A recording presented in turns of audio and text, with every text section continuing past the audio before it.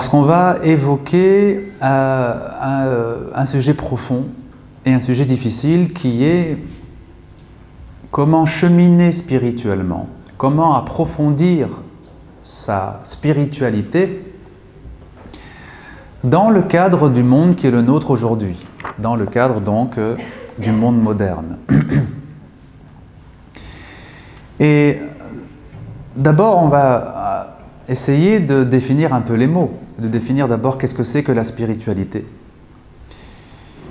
Parce que le mot spirituel, on l'utilise beaucoup aujourd'hui. On entend ce mot voilà, à toutes les sauces. On sait que c'est quelque chose de relié à la religion, mais on ne sait pas très bien quoi.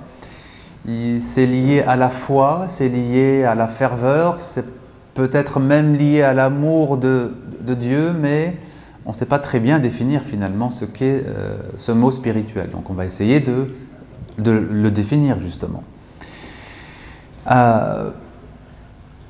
Et pour le définir, il y a une méthode qui peut être très utile, c'est de distinguer la spiritualité de ce qu'elle n'est pas.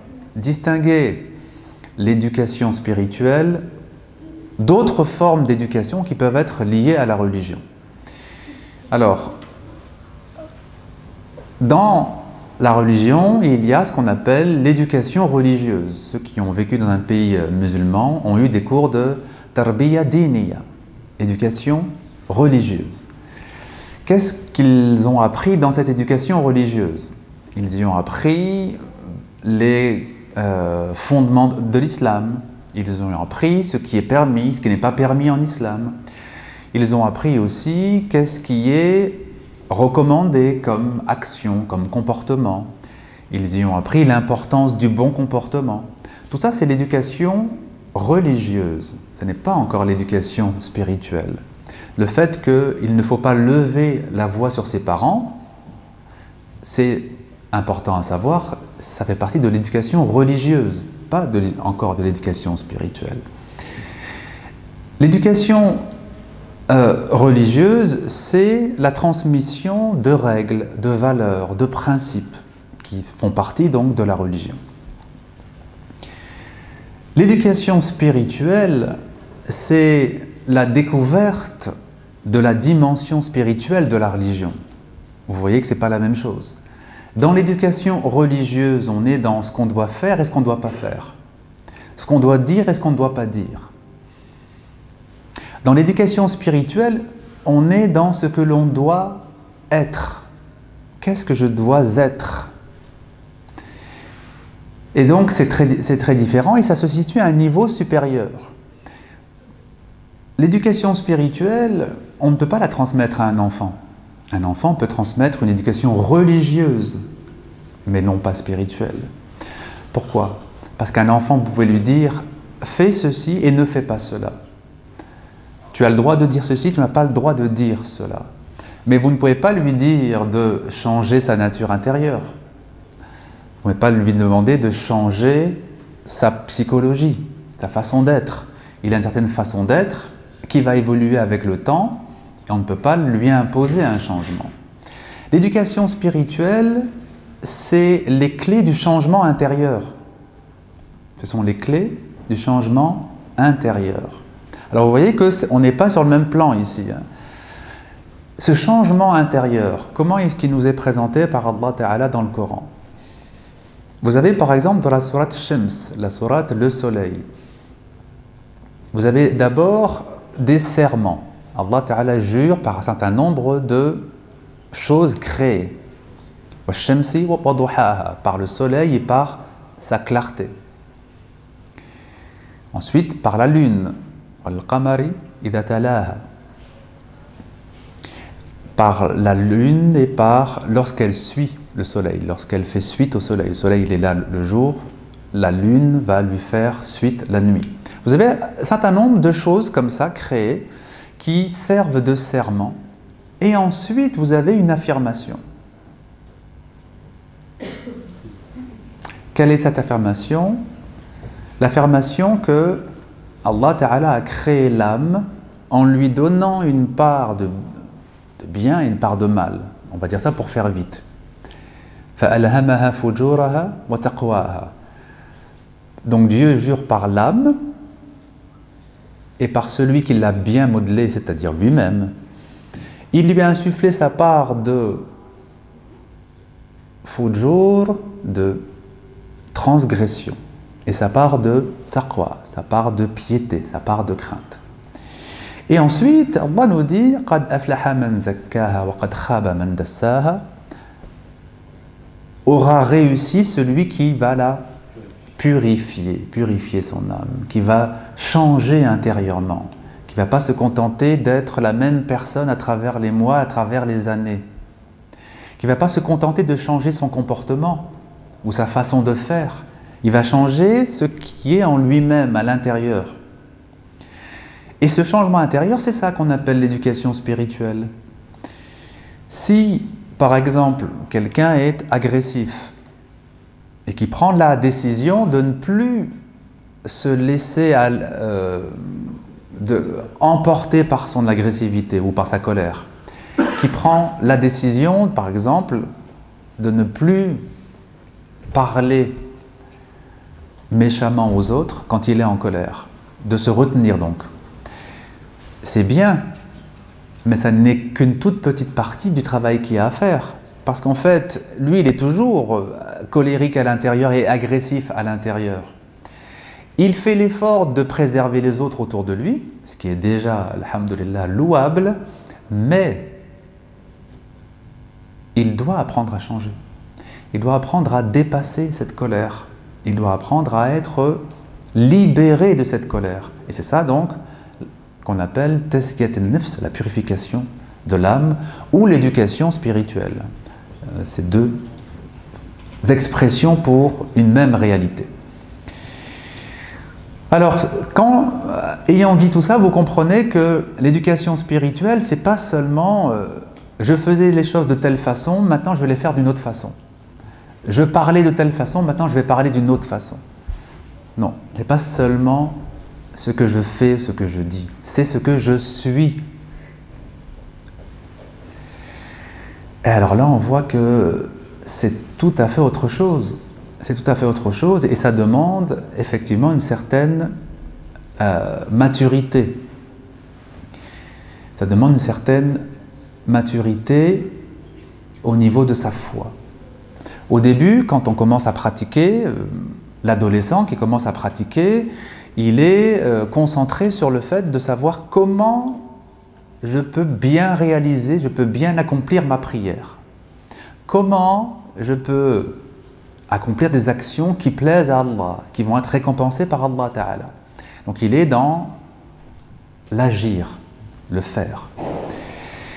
Mais normalement, si son éducation religieuse a bien été faite, il y a un nouveau besoin qui va apparaître en lui, c'est l'éducation spirituelle. Quand l'éducation religieuse a été suffisamment bien faite, naturellement et spontanément, le croyant, le jeune croyant, se pose la question de l'éducation spirituelle. Il se dit, je remarque que j'ai en moi des mauvaises tendances, je remarque que j'ai en moi des choses négatives. Comment je fais pour m'en séparer? Comment je fais pour m'en libérer? Parce qu'il ne s'agit pas simplement de se dire « j'ai envie de faire telle mauvaise action, mais je m'en empêche parce que c'est haram ». C'est bien, mais ce n'est pas suffisant. Parce que s'il n'y a que ça, si simplement je m'en empêche, je m'en empêche, je m'en empêche, le risque c'est qu'un jour la personne cède, elle se fatigue. C'est-à-dire qu'elle est poussée à faire quelque chose et elle se réprime parce qu'elle sait que c'est mal. C'est pas ça l'accomplissement, l'épanouissement de la foi. L'épanouissement de la foi, c'est le fait que la personne n'a plus envie d'accomplir le mal. Donc elle n'a pas besoin de se réfréner, elle n'a pas besoin de se comprimer, elle en est libérée. Alors vous voyez, c'est deux domaines différents, l'éducation religieuse, l'éducation spirituelle, même s'il y a une continuité bien sûr entre les deux. Dans l'idéal, comme je l'ai dit, l'éducation religieuse débouche normalement et spontanément sur l'éducation spirituelle. Malheureusement, c'est de moins en moins le cas aujourd'hui. C'est de moins en moins le cas parce que, un, l'éducation religieuse est de moins en moins bien faite, et deux, le monde dans lequel nous vivons, lui, est de plus en plus difficile. C'est un monde complexe, un monde qui est extrêmement prenant, et en particulier pour un jeune. Donc l'éducation spirituelle, ce n'est pas quelque chose de spontané aujourd'hui. C'est quelque chose qu'il va falloir réveiller, en particulier chez nos jeunes. La volonté de se dépasser, la volonté de se parfaire ne va pas apparaître comme par enchantement si on laisse nos jeunes livrés à eux-mêmes. La volonté de se dépasser, la volonté de se parfaire doit être nourrie, doit être encouragée par ceux qui ont une responsabilité, par les parents, par les éducateurs, par les imams, par les professeurs, etc. Alors maintenant qu'on a un peu brossé le tableau pour montrer l'importance de cette éducation spirituelle, qu'est-ce qu'elle contient? C'est quoi son contenu? L'éducation spirituelle, son contenu principal, le cœur de cette éducation, c'est l'amour. L'amour d'Allah Ta'ala. L'amour du prophète sallallahu alayhi wa sallam. Et, ne pas oublier, l'amour de toutes les créatures. Toutes les créatures. Mais bien sûr, il y a une hiérarchie. Il faut d'abord commencer par l'amour d'Allah Ta'ala et l'amour du prophète sallallahu alayhi wa sallam ensuite, et l'amour ensuite de toutes les créatures. Et je dirais même que celui qui aime vraiment Dieu et son prophète va naturellement apprendre à aimer toutes les créatures. Alors c'est progressif, hein? Et les compagnons eux-mêmes ne sont pas arrivés à cet amour de toutes les créatures naturellement et spontanément. Il y a eu des efforts qui ont été faits par le prophète pour les éduquer, et c'est grâce aux efforts du prophète qu'ils y sont arrivés, disons. Mais le cœur de l'éducation spirituelle, c'est l'amour. Parce que qu'est-ce qui nous aide à dépasser nos défauts ou les maladies de l'âme, comme la jalousie, l'avarice, l'égoïsme, l'orgueil, l'hypocrisie, la colère, toutes ces maladies de l'âme, qu'est-ce qui nous aide à dépasser cela? C'est l'amour. L'amour d'Allah Ta'ala. L'amour du prophète sallallahu alayhi wa sallam. Cet amour, donc, c'est lui le remède à cette part de fujur, de transgression qui existe dans toutes les âmes. Puisque, comme on l'a vu tout à l'heure, l'âme humaine, c'est-à-dire chaque être humain, l'âme humaine a été créée avec une part de taqwa, une part de fujur. L'amour, c'est ce qui va orienter notre cœur vers cette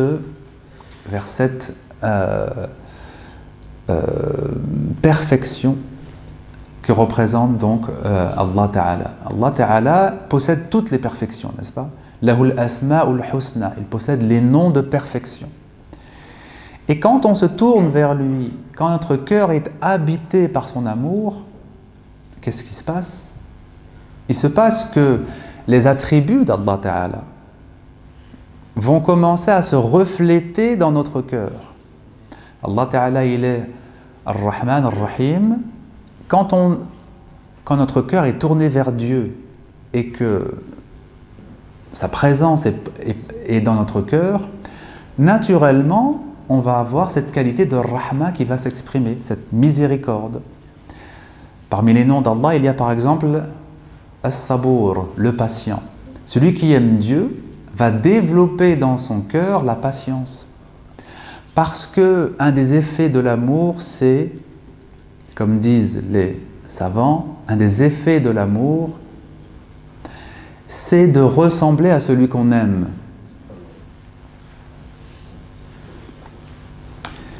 Allah Ta'ala possède donc les perfections et il aime voir ces perfections se refléter chez l'homme. Alors bien sûr, chez nous, c'est limité. Nous, on ne peut pas être miséricordieux comme Allah Ta'ala il l'est. On l'est de manière limitée. On ne peut pas être généreux comme Allah Ta'ala il l'est. C'est limité. Mais le fait que ce soit limité, ça n'empêche pas que la qualité soit présente. Donc on essaye de refléter les qualités divines dans notre comportement. Par exemple, Allah Ta'ala, en parlant du prophète Mohammed, il dit Bil mu'minina ra'ufun rahim. Envers les croyants, le prophète, il est indulgent et miséricordieux. Or, qu'est-ce que c'est que ces deux qualités? Ra'ouf, c'est un des noms d'Allah, n'est-ce pas? Rahim, c'est un des noms d'Allah. Alors, qu'est-ce que ça veut dire? Que le Coran applique ces attributs au prophète, sallallahu alayhi wa sallam. Ça veut dire qu'en tant qu'être humain, il a intégré ces qualités, il les a réalisées et il les manifeste. La purification de l'âme, c'est quoi? C'est le remplacement de nos défauts par les qualités. Alors maintenant, vous allez me dire, oui, mais on aimerait tous, nous, que dans notre cœur, il y ait Ar-Rahma, qu'il y ait donc cette miséricorde, qu'il y ait la générosité, qu'il y ait la patience, qu'il y ait le pardon. Mais malheureusement, parfois c'est le cas, et à d'autres moments, ce n'est pas le cas. Comment fait-on pour les ancrer? Le moyen privilégié pour ancrer les qualités d'Allah Ta'ala, j'ai dit que c'était l'amour de Dieu. Et l'amour de Dieu, comment il se nourrit? Par le dhikr, par l'invocation d'Allah, par le rappel d'Allah, par le fait de entretenir son cœur dans le rappel d'Allah. Le prophète disait, sallallahu alayhi wa sallam, alamatu hubbillah, hubbu dhikrillah. Le signe de l'amour de Dieu, c'est l'amour de l'invocation de Dieu. Wa alamatu burdillah, burdu dhikrillah. Et le signe de la détestation de Dieu ou du rejet de Dieu, ou le fait que l'on rejette Dieu, c'est le rejet de l'invocation, le rejet du rappel d'Allah Ta'ala. Ici, le prophète sallallahu alayhi wa sallam fait du dhikr le signe même de l'amour de Dieu. Le fait que quand on aime quelque chose, on y pense souvent, c'est une vérité psychologique, n'est-ce pas? Quand on aime une chose, spontanément on est amené à y penser. Elle va être présente en nous et puis, même si on essaye de chasser cette chose, elle revient. Et donc effectivement, le dhikr, l'invocation, le rappel d'Allah Ta'ala, est un des signes de l'amour de Dieu, comme le dit le prophète, sallallahu alayhi wa sallam, est une des façons aussi de faire grandir l'amour d'Allah Ta'ala dans notre cœur.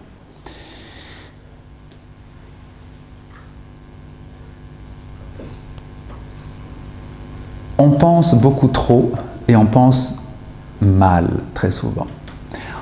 On pense trop, on a trop de préoccupations, trop de soucis, on est trop accaparé par les soucis. Et c'est ça qui nous éloigne du souvenir d'Allah Ta'ala.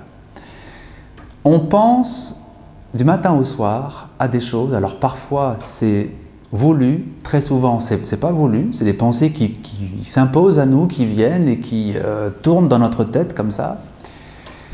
Et ce fonctionnement, il est catastrophique. C'est catastrophique de cogiter du matin au soir à des choses qui ne nous apportent rien et pour lesquelles on ne peut rien de toute façon. Très souvent. La pensée, Allah Ta'ala nous a donné ce formidable outil pour régler des situations, n'est-ce pas? Vous avez un problème à régler, vous allez réfléchir, vous allez peser le pour et le contre, vous allez pratiquer mushawara, vous allez consulter des gens qui s'y connaissent dans le domaine et vous allez prendre une décision. C'est ça, la pensée elle sert à ça, n'est-ce pas? Donc si vous avez un problème, vous pesez le pour et le contre, vous demandez à des gens compétents et vous tranchez. Vous prenez une décision et c'est tout. Et c'est tout normalement. Ça c'est dans l'idéal ce que je dis. L'idéal, ça devrait être ça. Mais nous, c'est pas comme ça que l'on fonctionne. Quand on a un problème, on y pense des jours et on met un pied devant, puis on met un pied derrière, on se dit « Ah, je pense que je vais faire ceci. Ah, mais non, il ne faut pas que je le fasse parce que ça ne va pas aller. Ah oui, mais si, je vais le faire quand même parce que… » Et puis, voilà. Et en fait, on passe des jours et des jours à être envahi par des problèmes parce que on ne sait pas comment utiliser ce merveilleux outil qu'Allah Ta'ala nous a donné. La première des choses qu'il faut comprendre, c'est que cet outil qu'on a là, cette tête que nous avons, elle est difficile à dompter. Au début, c'est comme un cheval sauvage. Un cheval sauvage, il ne se laisse pas monter très facilement, hein. Il jette le cavalier qui essaye de le monter, et puis il faut un très long temps pour qu'il soit donc dressé et qu'il accepte ensuite d'être monté. Notre pensée, c'est la même chose. Il ne faut pas croire que votre pensée, vous allez la dominer très rapidement. La pensée est sauvage aussi. Elle a son propre rythme et notre pensée va dans tous les sens et elle pense à des tas de choses auxquelles on n'a pas forcément envie de penser. Comment on dresse la pensée? Dresser un cheval, on sait, il y a des gens qui sont spécialistes pour ça, ils ont des techniques. Comment on fait pour dresser sa pensée? Comment on fait pour découvrir la concentration, le recueillement, al-khushu'? Le prophète a dit, sallallahu alayhi wa sallam, la première science qui va disparaître à la fin des temps, c'est quoi? La science du recueillement, la science de la concentration, de la présence dans les ibadat, dans la prière, dans le dhikr, dans la lecture du Coran, etc. Comment on fait donc pour maîtriser cette pensée, pour aller vers la concentration? Bikathrat al-dhikr, en multipliant les invocations, en pratiquant le dhikr. Alors malheureusement, il y a beaucoup de personnes qui confondent ad-du'a wa al-dhikr. De la même façon qu'il y a beaucoup de confusion entre éducation religieuse et éducation spirituelle, il y a confusion aussi entre du'a wa al-dhikr. Est-ce qu'il y a des frères qui sont que francophones ici? Alors, du'a, c'est l'imploration. On demande des choses à Allah. Al-dhikr, c'est l'invocation ou le rappel d'Allah. Du'a, donc, ce sont des demandes. Par exemple, la demande de pardon, c'est un dhikr. C'est une du'a. Mais les différents du'a que vous faites pour vous demander la santé, demander la préservation, demander l'aide d'Allah, tout ça, ce sont donc des du'a. Alors bien sûr, quand on implore Dieu, on se souvient de lui. Donc, ad-du'a, l'imploration, fait partie de la grande famille du dhikr. Bien sûr, hein? Mais l'inverse n'est pas vrai. Le dhikr n'est pas forcément du'a. Tous les du'a sont des formes de dhikr, mais tous les dhikr ne sont pas forcément des formes de du'a. Qu'est-ce que je veux dire par là? Vous avez des demandes à Allah. Mais vous avez des formes de dhikr qui ne sont pas des demandes. Quand vous répétez Subhanallah wa bihamdihi, Subhanallah al-azim, c'est pas une demande, vous ne demandez rien. Vous ne demandez pas quelque chose de précis. Vous dites gloire à Dieu, vous le glorifiez, vous proclamez sa grandeur et sa gloire. Il n'y a pas de demande pour vous à ce moment-là, n'est-ce pas? Bon. Donc ça, le dhikr, le rappel d'Allah Ta'ala, il a de nombreuses formes. La lecture du Coran, c'est un dhikr. La prière sur le prophète, c'est un dhikr. Les du'a, c'est un dhikr aussi. Mais il existe des formes de dhikr qui ne sont pas des demandes et qui sont plus précisément faites pour purifier l'âme, exactement. Et le dhikr par excellence qui purifie l'âme, c'est la ilaha illallah. Faqala Rasulullah sallallahu alayhi wa sallam, jaddidu imanakum. Le prophète a dit sallallahu alayhi wa sallam, renouvelez votre foi. Faqalu kayfa nujaddidu imanana ya Rasulullah. On a demandé comment allons-nous renouveler notre foi ô envoyé d'Allah, et il a répondu akthiru min qawli la ilaha illallah. multiplier la répétition de la ilaha illallah. On a besoin évidemment de dua, d'imploration, de demander des choses. Mais on a besoin aussi de dhikr qui sont des glorifications de Dieu, qui sont des proclamations de son unicité. Il n'y a pas de demande dedans, et pourtant c'est un besoin. Comme on a besoin de la santé, comme on a besoin de notre risque, comme on a besoin de l'aide d'Allah dans tout ce que nous faisons, on a besoin aussi donc du dhikr. Quand vous répétez la ilaha illallah, vous dites je vais répéter 100 fois la ilaha illallah. Qu'est-ce qui se passe? Quand vous répétez une fois, 2 fois, 5 fois, 10 fois, très souvent votre pensée va partir ailleurs, n'est-ce pas? Et vous allez la ramener à nouveau. Vous dites, je suis en train de dire la ilaha illallah, c'est la chose la plus importante dans ma foi, il faut que je revienne. Et vous revenez à votre concentration. Mais quelques secondes après, vous allez repartir, vous allez repenser à ce que vous devez faire ce soir. Et vous vous reconcentrez à nouveau.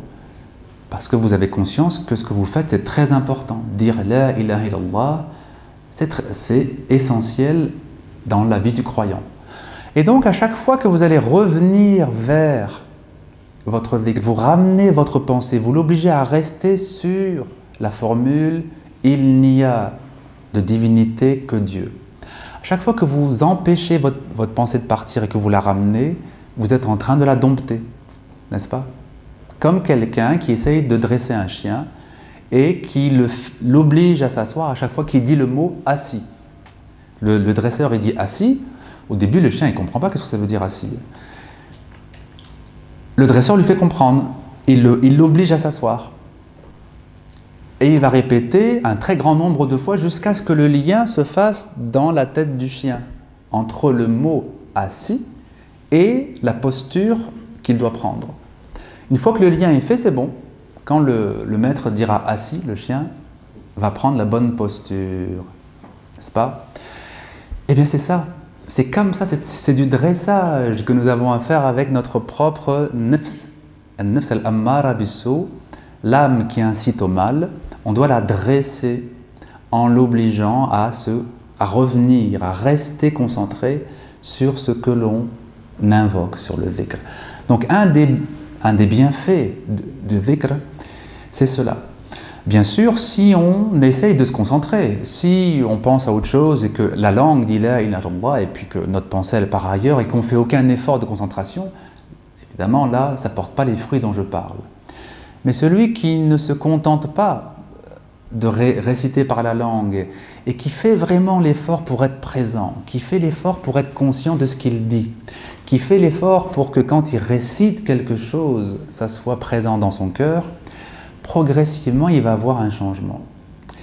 Il va voir que les défauts de son âme s'affaiblissent, deviennent plus faibles, et que les qualités deviennent plus fortes, que la patience devient de plus en plus forte en lui, que la générosité devient plus forte, que la sincérité devient plus forte. Donc, un des éléments donc, du tazkiyat an-nafs, c'est le dhikr. Et c'est la raison pour laquelle Allah Ta'ala insiste dans le Coran. Il insiste à de très nombreuses reprises et on se demande mais comment c'est possible que les musulmans ne se rendent pas compte à quel point Allah Ta'ala insiste. Ya ayyuhalladhina amanu uzkurullaha dhikran kathira. Ô vous qui avez la foi, invoquez Dieu abondamment. Pas simplement invoquer Dieu, pas simplement uzkuru. Dhikran kathira, d'une invocation abondante, beaucoup. Parce que, comme je l'ai dit, c'est l'abondance de l'invocation qui va porter ses fruits. Si le dresseur de chiens se contente de dire tous les jours à son chien une fois assis et qu'il le fait asseoir une fois, ça ne marchera pas. Le dressage est fondé sur quelle règle? L'abondance, la répétition abondante. Dhikran kathira. Et ensuite, puisqu'Allah Ta'ala connaît bien les hommes et la faiblesse des hommes, il va nous donner des temps définis pour la pratique du rappel d'Allah. وَسَبِّحُوهُ بُكْرَةً وَأَصِيلًا. Et glorifiez-le le matin et le soir, aux deux extrémités du jour. Au début, Allah dit à vocation abondante, c'est-à-dire sans aucun moment particulier, tout le temps, à chaque fois qu'on le peut, quand on marche, quand on fait une chose, quand on s'habille, quand on sort, quand on rentre, quand on va dormir, toujours. Et ensuite, il donne un temps minimal pour nous aider à commencer, à nous consacrer un petit peu, à consacrer un petit temps au dhikr, c'est-à-dire aux deux extrémités du jour. C'est par là qu'il faut commencer. Il faut commencer par consacrer un temps aux deux extrémités du jour. Commencer sa journée par le dhikr et finir sa journée par le dhikr. Le rappel d'Allah Ta'ala. Alors,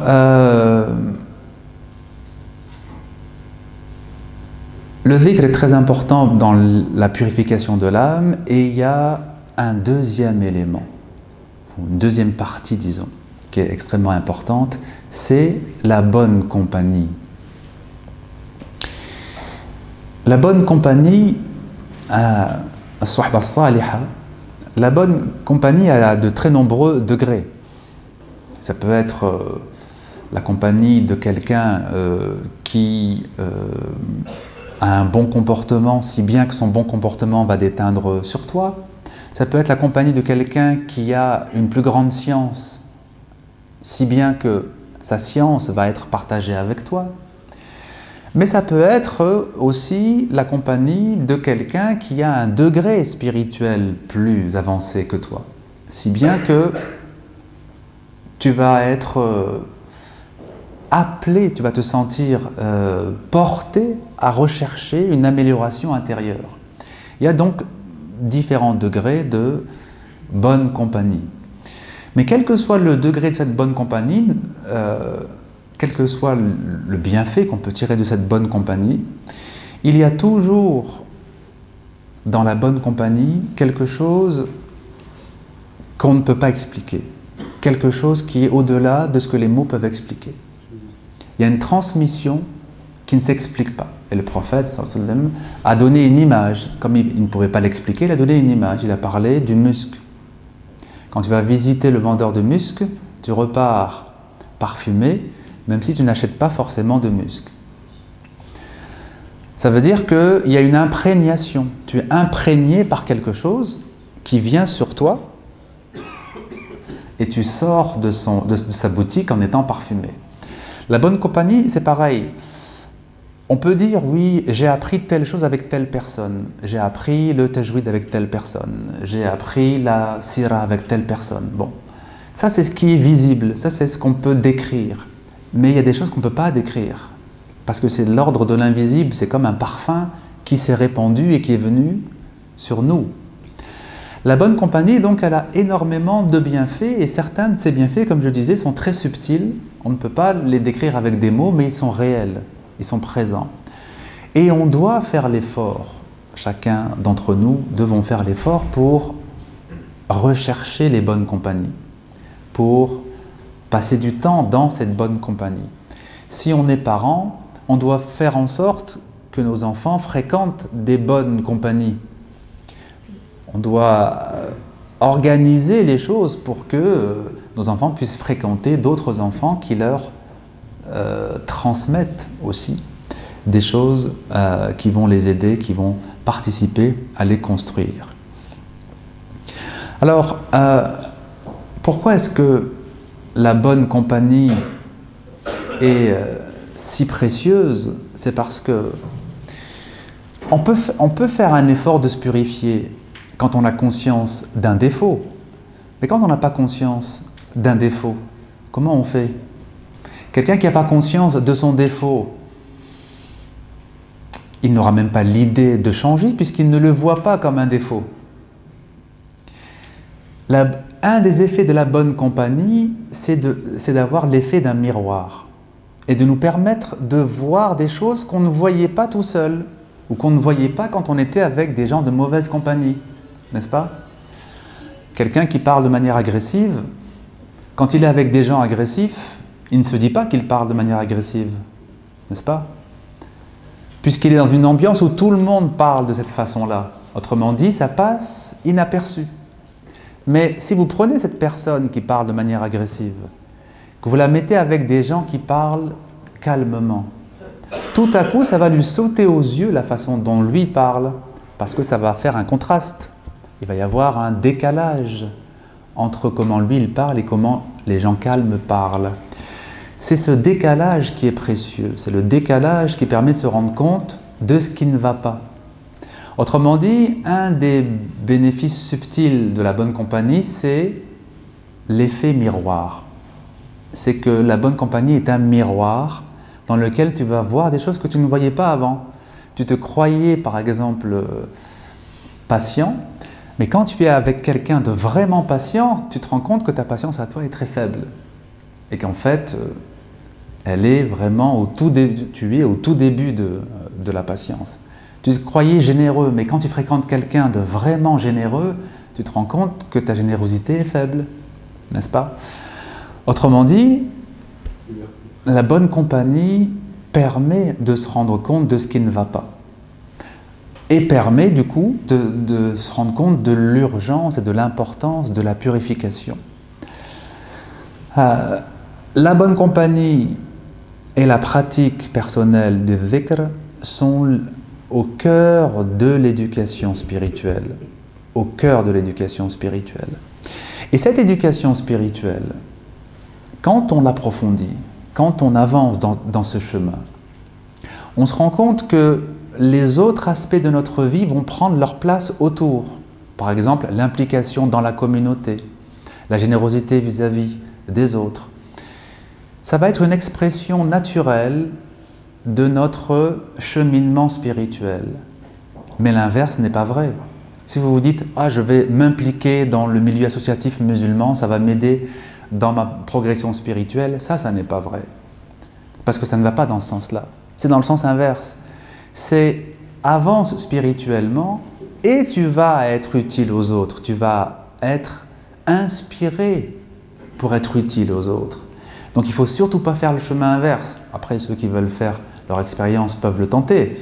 Mais vous pouvez en croire l'expérience de milliers de personnes. On laisse beaucoup de plumes en faisant le chemin inverse. Parce qu'on s'implique dans la communauté, par exemple. Mais comme on n'a pas progressé intérieurement, dès qu'on est face à un manque de reconnaissance, face à un manque de gratitude, par exemple, on s'implique, je ne sais pas, dans la mosquée, on œuvre pour agrandir la mosquée, pour financer la mosquée, et puis il se trouve qu'il y a des fidèles qui nous critiquent, alors qu'on a fait un effort pour l'ensemble des fidèles. Qu'est-ce qui se passe? Celui qui n'a pas cheminé spirituellement, il va les vivre très mal. Il va se dire, qu'est-ce que c'est que ces gens? Moi, je me sacrifie, je prends du temps, je prends mon temps de famille pour la mosquée, et c'est comme ça qu'on me remercie. Voilà. Mais celui qui a cheminé spirituellement, il ne se dit pas ça. Parce que déjà, il n'attend pas qu'on le remercie. Et le fait qu'on lui fasse des compliments ou qu'on lui fasse des critiques, pour lui, c'est la même chose. Il le prend de la même façon. Il est détaché de ces choses-là. Il est zahid, détaché. Izhad fi dunya yuhibbak Allah. Izhad fi ma 'inda an-nas yuhibbak an-nas. Détache-toi des choses de ce monde, Dieu t'aimera. Détache-toi de ce qui se trouve chez les autres et les autres t'aimeront. Autrement dit, donc, l'implication, le fait de vouloir faire des choses, que nous aujourd'hui on veut souvent, on veut faire des choses pour la communauté, ça c'est vraiment très important. Non, c'est pas comme ça. Fais des choses pour toi déjà. Fais déjà des choses entre toi et Allah. Renforce ton lien avec Allah. Et tu verras bien plus tard si, effectivement, ton implication a du sens ou pas. Mais celui qui aime Allah, tout à l'heure je disais celui qui aime Allah et son prophète, va aimer toutes les créatures, va apprendre à aimer toutes les créatures. Quand je dis toutes les créatures, ce n'est pas seulement tous les hommes, hein. C'est tous les hommes, tous les animaux, toutes les plantes, et toutes les pierres même. Chaque créature, chaque chose créée par Allah, il ressent un amour pour elle. Le prophète, sallallahu alayhi wa sallam, il a éduqué les sahaba de cette façon-là. Et il leur a dit « Lan tu'minu hatta tarahamu » Vous n'aurez pas la foi tant que vous ne ferez pas preuve de rahma entre vous. Et qu'est-ce qu'ont répondu à ce moment-là les compagnons? Kulluna rahim ya Rasulullah. Nous faisons tous preuve de rahma, ô envoyé de Dieu. Ils n'ont pas dit par orgueil, ils ne l'ont pas dit par volonté de le contredire. Ils l'ont dit parce qu'ils n'ont pas compris ce qu'il voulait dire. Parce que pour eux, rahma au début, qu'est-ce que ça veut dire? Ça veut dire les liens du sang. C'est la rahim, les liens du sang. Donc quand il leur dit vous n'aurez pas la foi tant que vous ne ferez pas preuve de rahma, rahma pour eux c'est les liens de famille. Donc ils lui disent nous on respecte tous les liens de famille. Et c'est vrai que dans la mentalité tribale, dans la mentalité donc des tribus de l'époque, les liens du sang c'est ce qui est le plus important. Et donc il les respectait effectivement scrupuleusement et même trop scrupuleusement. Et il leur dit c'est pas ce que je veux vous dire. Je ne veux pas vous parler du lien qui vous lie par le sang. Mais je veux vous parler de cette miséricorde pour tous les hommes, la miséricorde universelle. Rahmat al-nas, rahmat al-amma. La miséricorde pour tous les hommes, la miséricorde universelle, il ajoute. Donc, quand on a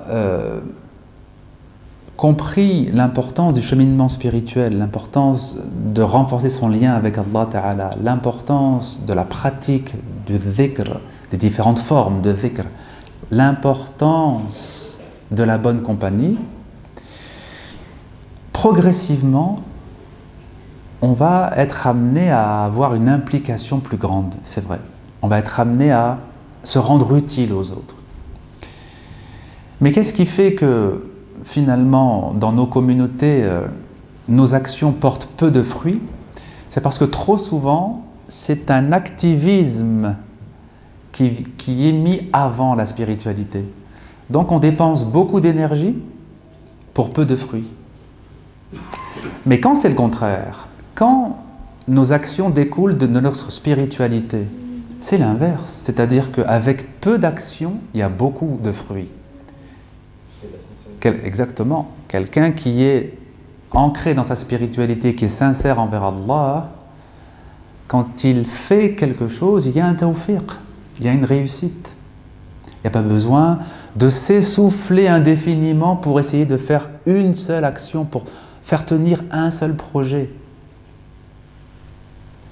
C'est la loi d'Allah Ta'ala. La loi d'Allah Ta'ala, c'est de commencer par l'intérieur. Et l'extérieur vient après.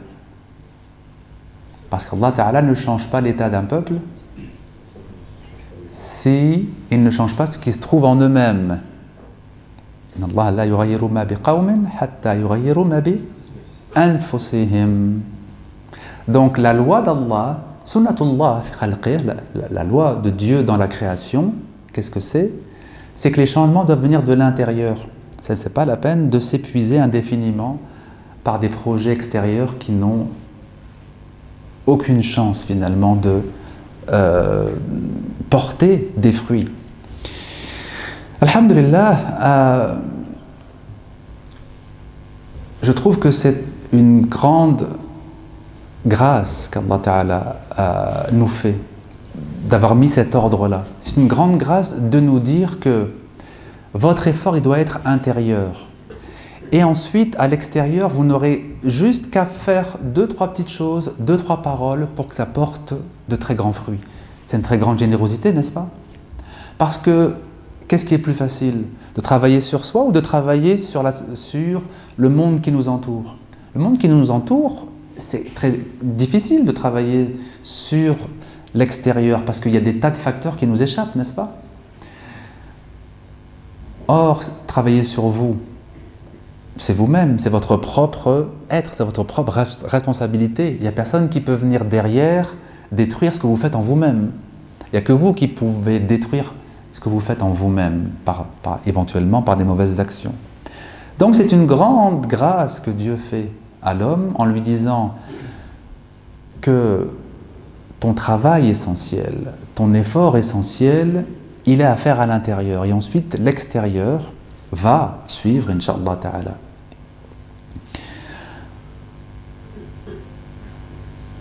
Et c'est la raison pour laquelle on a besoin de moments où on se retrouve avec Allah Ta'ala. On a besoin de moments de solitude avec Allah Ta'ala. On a besoin de moments annuels et on a besoin de moments quotidiens. Annuellement, vous connaissez par exemple l'i'tikaf, la retraite spirituelle du mois de Ramadan, des 10 derniers jours du mois de Ramadan. Alors c'est vrai que dans nos conditions de vie à nous aujourd'hui, beaucoup d'entre nous ne pouvons pas pratiquer cette retraite spirituelle complète de 10 jours. Mais à nous à nous arranger différemment, à faire 5 jours, ou 3 jours, ou 2 jours, ou faire plusieurs fois une demi-journée. Mais on doit faire quelque chose. On ne peut pas en fait être toujours pris par les événements de la vie et ensuite se plaindre que notre cœur est faible, notre foi est faible, notre amour est faible. Oui, notre cœur est faible, notre amour est faible, parce qu'on ne passe pas de temps avec celui que l'on doit aimer. Comment on peut développer l'amour si on ne passe aucun temps, ou très peu de temps, avec celui que l'on aime, celui que l'on devrait aimer.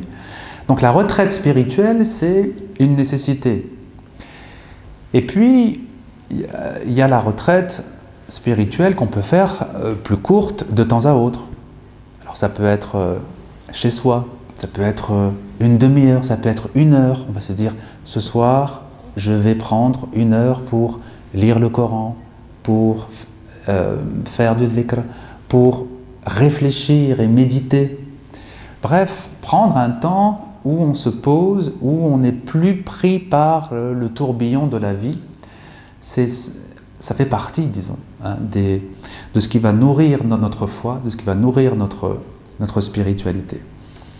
Alors voilà, si on a compris ces 3 choses-là, régularité du dhikr, la bonne compagnie, et puis des temps de recul, des temps de retraite, je crois qu'Inch'Allah, on peut espérer, avec l'aide d'Allah Ta'ala, approfondir notre spiritualité et puis surtout faire remplacer progressivement les défauts de l'âme par les qualités qui viennent d'Allah Ta'ala.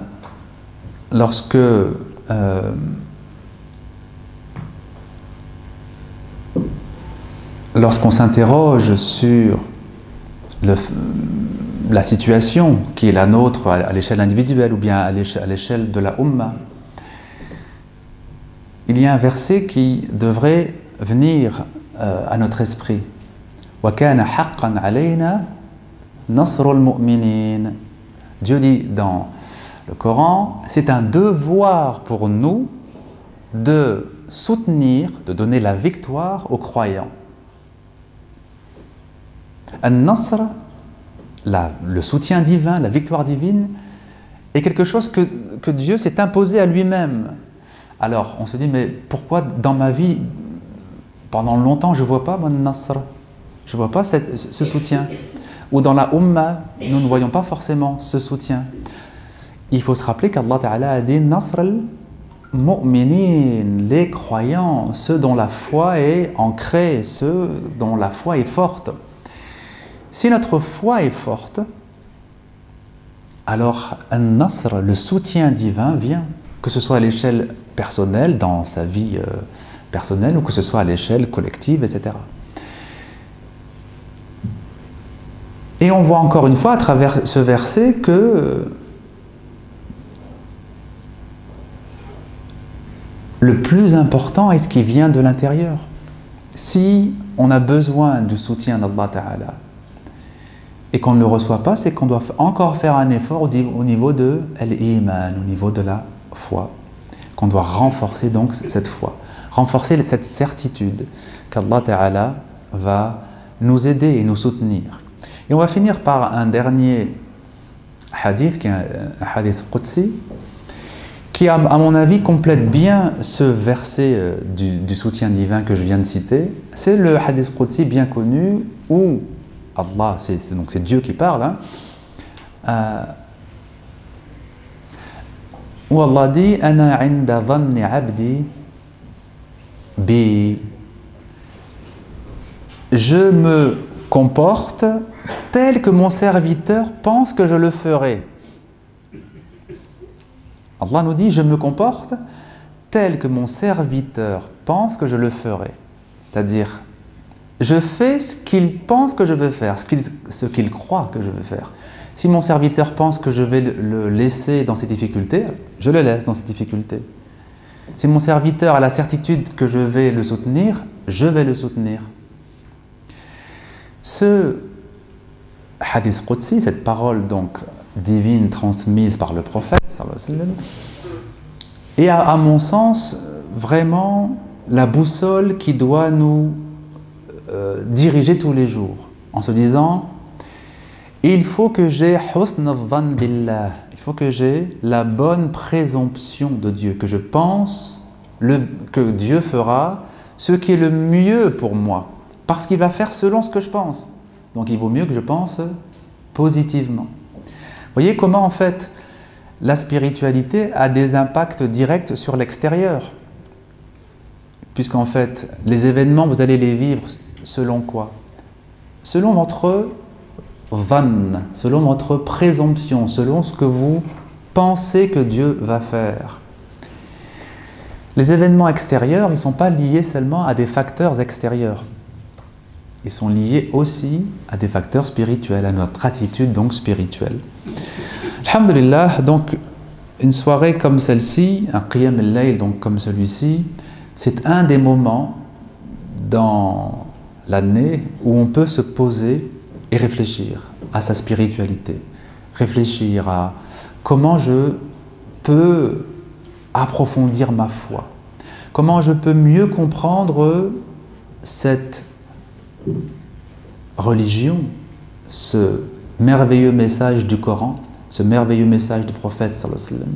Comment je peux m'en rendre un peu plus digne, disons, un peu plus digne de me réclamer du Coran et de me réclamer de la Sunna, parce que c'est un honneur,